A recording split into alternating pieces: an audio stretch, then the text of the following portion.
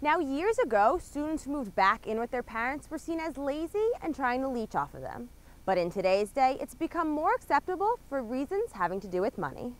The bill's proposal will also fine tanning salon workers up to $100 if they allow anyone under the age of 18 to use a tanning bed.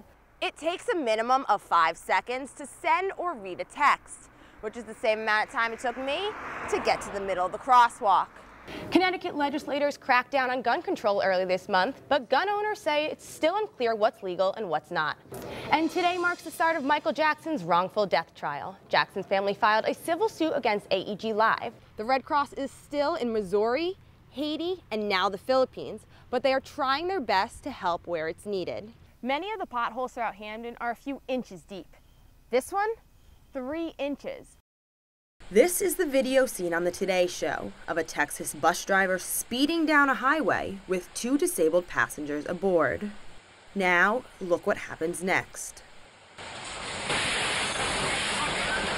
According to the Today Show, the driver had been texting for 6 minutes leading up to the crash. When he finally looked up, it was too late. This is just one of many accidents involving texting and driving. And here in Connecticut, lawmakers are cracking down. You just look on the street now and everyone still does it. So you have to keep on increasing the fines and penalties for compliance. Connecticut's chair of transportation, Senator Maynard, helps to promote safe driving because he understands the dangers. We felt that it was important to put real teeth into it. It's just gotten to be so problematic and dangerous that we want to make sure people take it seriously. So on October 1st, Connecticut introduced its new distracted driving laws, charging offenders with fines upwards to $500 and points on their license. People don't realize that it's still a violation for as long as your automobile is on the road, even pulled over with the ignition on. You have to be pulled over with the ignition stopped to text. Which means it is illegal and inappropriate to be on your cell phone while at a red light or stop sign. I think it's just, having these new devices, having the new technology, and having it so easy to use that people just got, careless about it and would use them inappropriately. According to texting and driving safety.com, there were 1.3 million crashes in 2011. It's kind of scary, but I'm sure it's true. It's probably even more than that.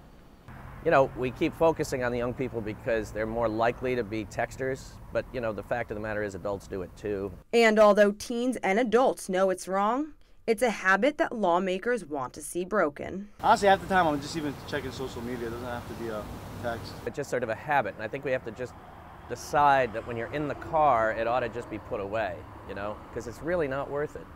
One time, and it could be, a ruined life. Whether it's texting, talking on the phone, or checking social media, police are on the lookout for signs of distracted drivers. You can tell when people are talking on their cell phones by just parking on the side of the road and watching, or you could just see how they're going to swerve back and forth just like they were drunk, so it's pretty easy to pick up on.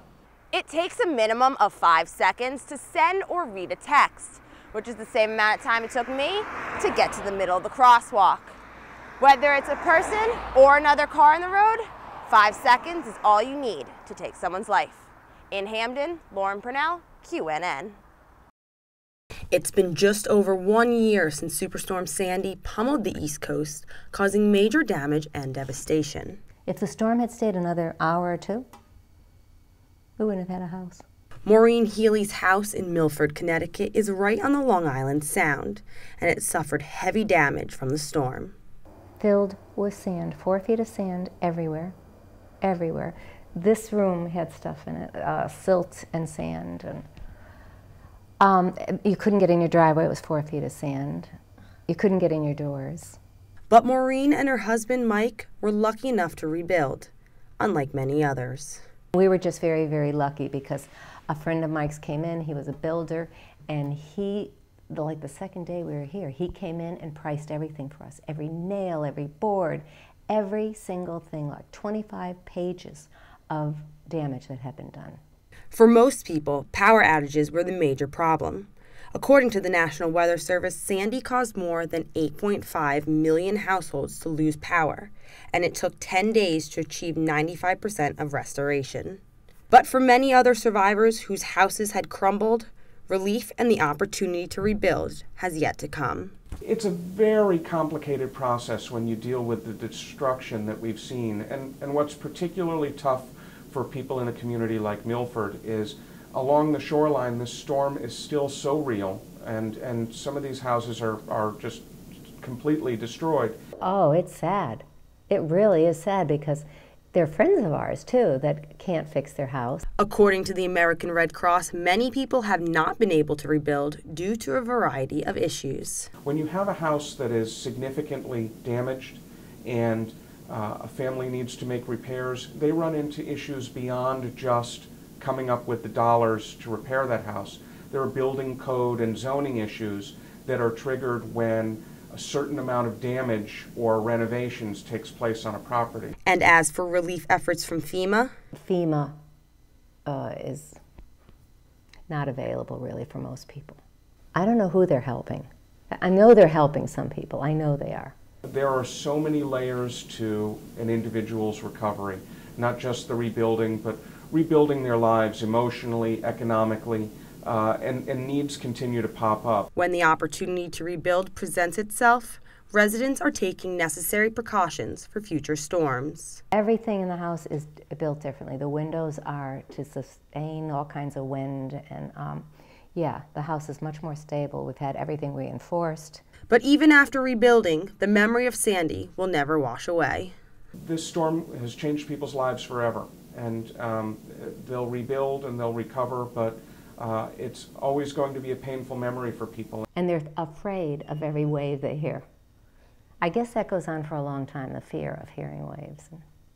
Although it's been 1 year since Superstorm Sandy, there is still major damage. But the Red Cross say it will take time.